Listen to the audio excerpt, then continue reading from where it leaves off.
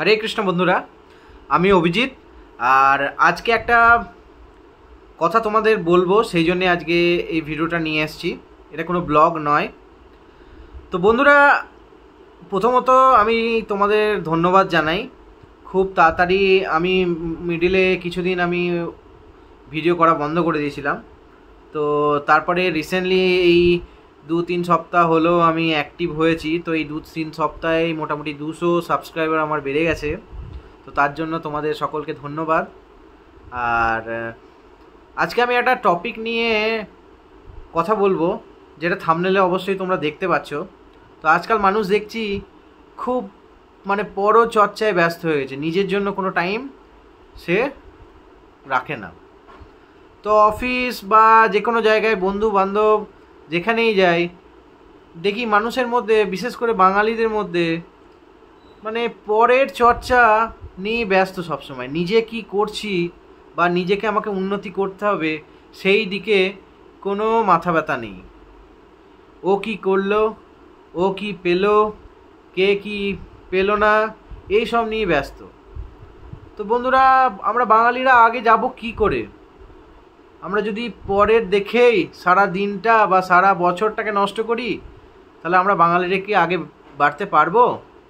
ওই পেছনে পেছনেই ঘুরতে হবে। তো আমি কি বলতে চাইছি তোমরা নিশ্চয়ই বুঝতে পারছো।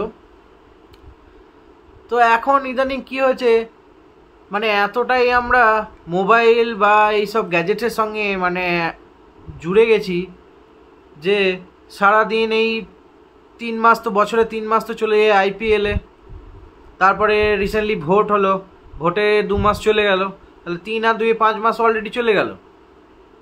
তো মানুষ দেখছি আইপিএলেই মেতে আছে 3 মাস, আর কোনো কাজ নেই। আইপিএলে খাওয়া দাওয়া, আইপিএলে এই টিম বানাতে হবে, আইপিএলে কে কী করলো, বাস এইসব চর্চা নিয়ে ব্যস্ত।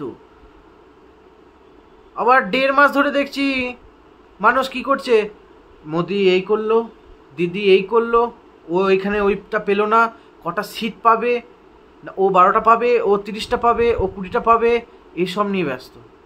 এখন ভোট দেওয়ার পরেও মানুষের শান্তি নেই।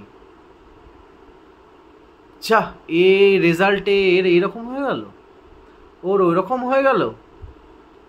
আর ভোটে কিছু শ্রেণীর লোক বা কিছু আমাদের সঙ্গেই কাজ করে, ঠিক আছে, কিছু শ্রেণীর লোক দেখছি বড় নেতাদের পিছনে পিছনে ঘুরে মারামারি করে ইয়ে করে পুরো ভোট করিয়ে তারা এখন ভয় পাচ্ছে রেজাল্টের সময়, যে এই হয়তো আমাকে মারবে, এই হয়তো আমার বাড়িতে আসবে, ওরা আমাকে মারবে।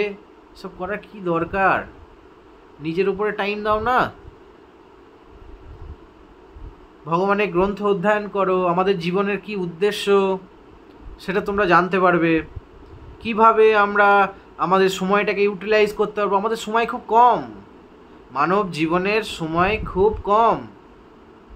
মানব জীবনের কোনো নিশ্চয়তা নেই, আজকে আছি কালকে নেই, এই জিনিসটাকে তোমাদের বুঝতে হবে। আর মানব জীবন খুবই দুর্লভ। 84 লক্ষ যোনি পার করার পরে এই মানব জন্ম পাওয়া যায়।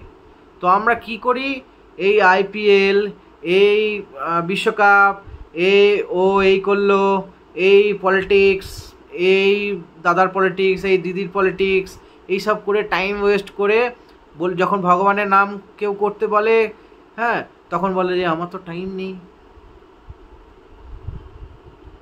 আরে প্রচুর টাইম আছে ভাই।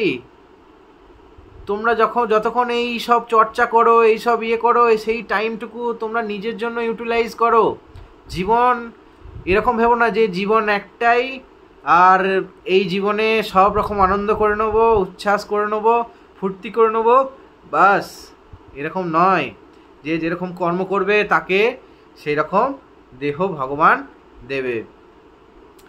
তো নিজের ওপরে টাইমটাকে কাজে লাগাও, ভগবানের গ্রন্থ অধ্যয়ন করো, জানো যে মানব জন্ম কেন, এবং সর্বোপরি তোমরা সময়টাকে নিজের ওপর ইউটিলাইজ করে তোমরা সোর্স অফ ইনকাম বাড়াতে পারো। যে আমি কি করলে আরও 2 পয়সা টাকা ইনকাম করতে পারবো, যেটা আমরা ভগবানের সেবায় লাগাতে পারবো, কি করলে আমি 2 আরও ভালো কাজ করতে পারবো, এইসবভাবে তোমরা সময়টাকে ইউটিলাইজ করতে পারো।